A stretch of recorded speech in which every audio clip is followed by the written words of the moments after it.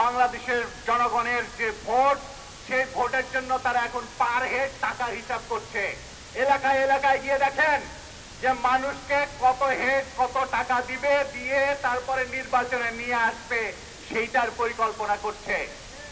এবং এইভাবে যে তারা আসলে মানুষের চরিত্র নষ্ট করেছে, মানুষের চরিত্র নষ্ট করে তাদেরকে এই জায়গায় নিয়ে যাচ্ছে, এইটা আমাদেরকে খুব স্পষ্টভাবে বোঝা দরকার যে বাংলাদেশের মানুষের একদিকে শিক্ষা ধ্বংস করেছে, স্বাস্থ্য ধ্বংস করেছে, তাদেরকে চরিত্র ধ্বংস করে তারা তাদের তাবেদার গোষ্ঠী বানাতে চায়। বাংলাদেশকে তারা একটা ভেড়ার পাল বানাতে চায়। বাংলাদেশে আর কোনো মানুষ থাকবে সেটা তারা চায় না। বন্ধুগণ, আপনারা ইতিমধ্যে জানেন যে আমরা এখানে কেন দাঁড়িয়েছি। আজকে বাংলাদেশ এমন একটা পরিস্থিতির ভেতরে আছে যে বাংলাদেশের ভবিষ্যৎ আজকে হুমকির সম্মুখীন। 7 তারিখে তারা ইলেকশনের নামে একটা সিলেকশন করতে যাচ্ছে। আমরা এবার এমন লড়াই করতে চাই যে লড়াই বাংলাদেশের জনগণের বিজয় সূচিত করবে, আমাদের কোনো বিজয় নয়। আমরা এমন লড়াই করতে চাই যেখানে বাংলাদেশের জনগণ আজকে খেয়ে না খেয়ে যারা আছেন, তার বাজার সিন্ডিকেট আজকে যেভাবে দ্রব্যমূল্য বাড়িয়ে মুনাফা কামিয়ে নিয়েছে, এর অবসান হবে। বাংলাদেশের মানুষ ন্যায্য মূল্যে জিনিসপত্র খেতে পারবেন, আমরা সেই রকম ব্যবস্থা করতে চাই।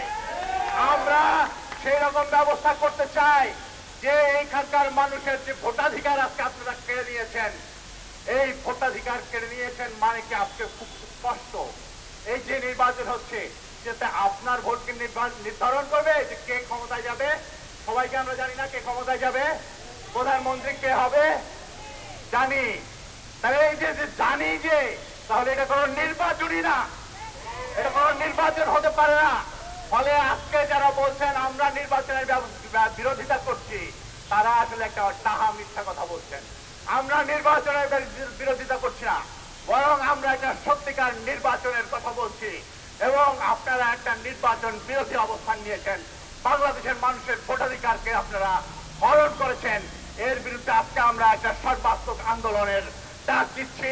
এবং আমরা মনে করি যে বাংলাদেশের জনগণের যে আন্দোলন, এই আন্দোলন আস্তে আস্তে আরো জনসমাগমের মাধ্যমে এটা জনসমুদ্রে পরিণত হবে। মানুষের আন্দোলন গণ আন্দোলন হয়ে গণ অভ্যুত্থানে পরিণত হবে এবং এই সরকারের পতন হবে। সেই সরকারের পতন হওয়ার মাধ্যমে বাংলাদেশে একটা নতুন যুগের সূচনা হবে। আমরা সেই যুগের সূচনা করার জন্য আজকে এখানে দাঁড়িয়েছি এবং এই সংগ্রামকে আমরা জনগণের ভেতরে নিয়ে যাব।